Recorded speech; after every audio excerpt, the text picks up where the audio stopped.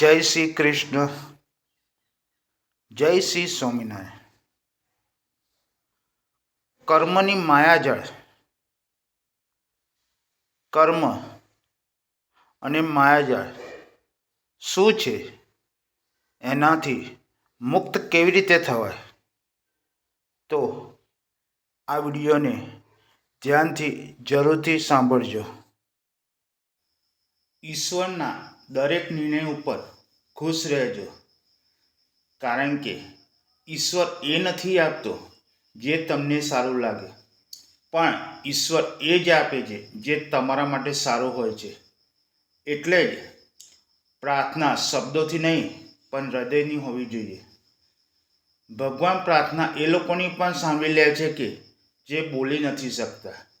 જો કોઈ માણસનું દુઃખ જોઈને તમને પણ દુઃખ થાય તો સમજી લેવું કે તમારી આત્માની અંદર પરમાત્માનો વાસ અવશ્ય રહેલો છે. જ્યાં સુધી ઉપરવાળો પરમેશ્વર તમારી સાથે છે ને, ત્યાં સુધી દુનિયાની કોઈ પણ તાકાત તમને હરાવી નહીં શકે. જિંદગીની આ રણભૂમિમાં તો જાતે જ કૃષ્ણ અને જાતે જ અર્જુન બનવું પડશે, અને દરરોજ પોતાના જ સારથી બનીને જિંદગીની મહાભારત જાતે જ લડવી પડશે. ગીતામાં ભગવાન કૃષ્ણ કહે છે કે જે વ્યક્તિ સચ્ચાઈના રસ્તા ઉપર ચાલશે એના જીવનમાં મુશ્કેલીઓનો દરિયો ભલે તોફાની હોય પણ એની નાવડી કોઈ દિવસ હું ડૂબવા નહીં દઉં. મહાભારતના યુદ્ધમાં ભગવાન કૃષ્ણને સારથી એટલા માટે બન્યા કે તેઓ ધર્મને જીતાડી શકે અને એમનું માર્ગદર્શન કરી શકે. એટલે જ ધર્મના યુદ્ધમાં ભગવાન હંમેશા સાથે જ હોય છે. તમારા સત્કર્મો એ જ ઈશ્વરની પૂજા છે ને તમારા સદવાક્યો એ જ ઈશ્વરનું કીર્તન છે. જે માણસ કર્મને સમજે છે એને કોઈ પણ ધર્મ સમજવાની જરૂર નથી, કારણ કે કર્મ એ જ ધર્મ છે. જ્યાં સત્ય અને પ્રેમ હોય છે ત્યાં જ ઈશ્વરનો વાસ રહેલો હોય છે.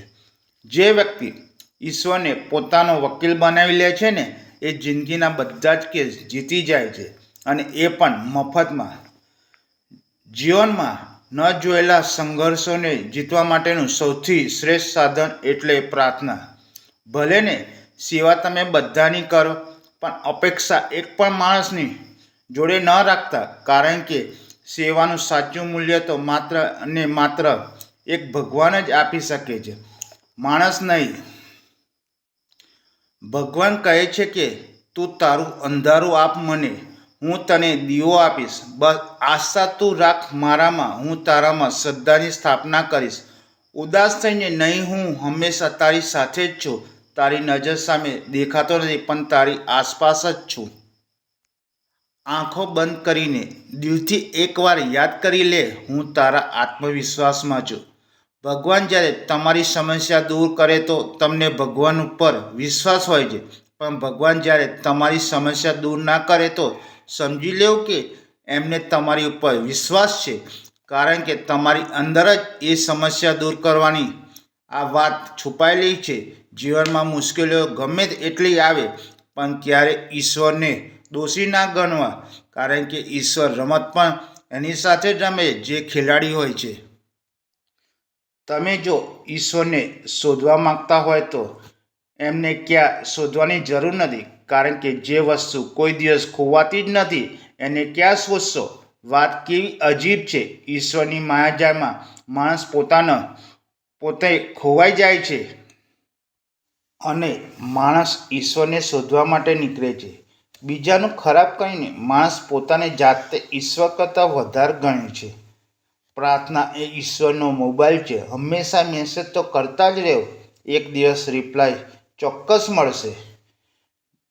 જો તમને આ વિડીયો ગમ્યો હોય તો તમારે આગળ જરૂરથી મોકલજો. જય શ્રી કૃષ્ણ, જય શ્રી સ્વામિનારાયણ.